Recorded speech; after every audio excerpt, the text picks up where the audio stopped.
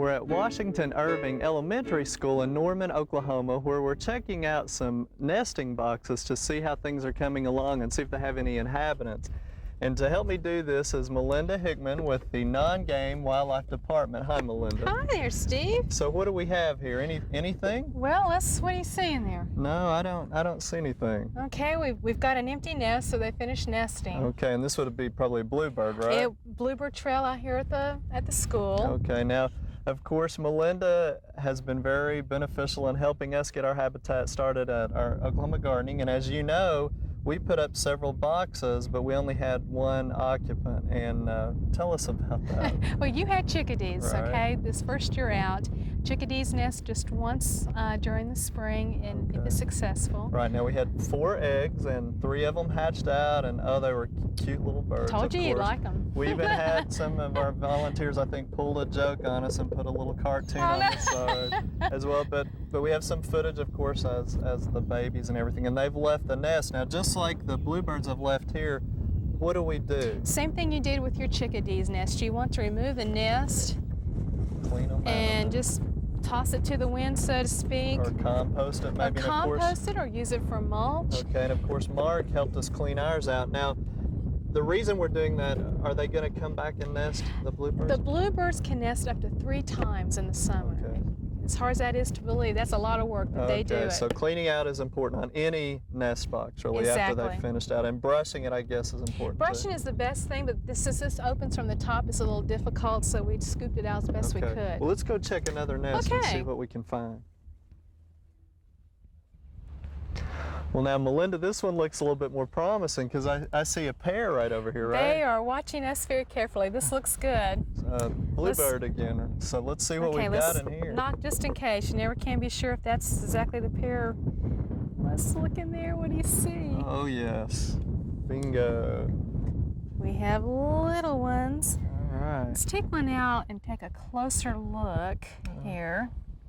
Now, how old do you think this little bluebird is? This little bluebird who just gave me a blessing is probably only about 7 days old. Okay, now how long before they leave the nest? Probably about 11 more days, so we're looking at a total of 18 days. Okay, well, I know at our studio gardens again, Dennis Martin in our turf plots also put up some bluebird boxes. He was very successful in having some, and we saw some leave the nest one day and hanging around in some trees. The parents are pretty aggressive. These are kind of calm. They are being very calm, but again, there are different kinds of parents have different kinds of attitudes. So hopefully we'll be okay. So they'll be leaving the nest in about 11 days, let's say. Well, good. Now, what happens? I know during early summer and the next few weeks, it's not uncommon for people to find little baby birds that are falling out, I guess, right? Sure. Now, if it's a bluebird or another bird that's in one of your boxes, just simply put it back in.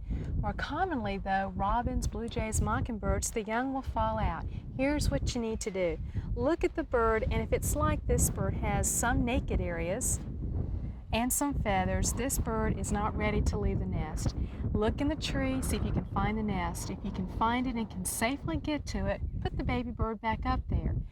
If you can't get to the nest safely, you can construct a temporary little nest here out of a berry basket you get in the grocery store with strawberries in it.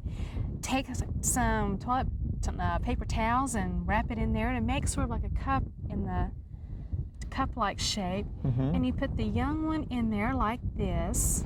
They'll snuggle into the shape, that round shape, and then drop a couple of pieces of Kleenex on there. That maintains the heat a little bit. And then you want to wire this basket in the tree, in the same tree if at all possible, as high as you can do. Where the parents are. And the parents will keep coming back. And feeding them. And feed them. Now, you don't have to worry about your scent being on the baby bird because birds do not have a developed sense of smell. So handling them is going to be okay? Handling's okay, just be very careful. They are fragile little bodies. Now, I know also that there's some other regulations in addition. You know, this is a nice thing, but what about people who want to collect eggs or feathers or nests? Which is very common when you find a feather on the ground. But please understand that there are laws protecting these birds federally and by the state. You cannot collect a nest, a feather, an eggshell, any part of a bird cannot be collected and in your house. The laws are there to protect the birds from abuses through collection. And that may be because we don't know if the nest has been used Right. yet. Or The burden of proof, which is a little different, is on you to prove to the law enforcement that you did not kill the bird for the feather or collect the nest before it was finished. And of course, optimistically, we know that those are old laws, and we hope that people aren't doing those we kinds of certainly things hope now. they're But not. they're still in effect, and people should know that they're not supposed to collect Right. them. An exception is educational institutes such as Right. Washington here, and I have donated, as a state biologist, I can donate nest material for them to use in educational purposes. Perfect. Well, good. Well, I'm sure they're excited about the benefits they're finding here too, and hopefully you'll stick around next weekend too, because we have a special treat. We're going to be actually going to your backyard Yes. wildlife habitat, and I hear it's full of surprises, and we can't wait. So let's get this guy back in where Okay, it'll be before nice the and parents warm. do get a little bit anxious here, let's carefully get this little one back in there. We hope you've enjoyed this classic from the Oklahoma Gardening Vault.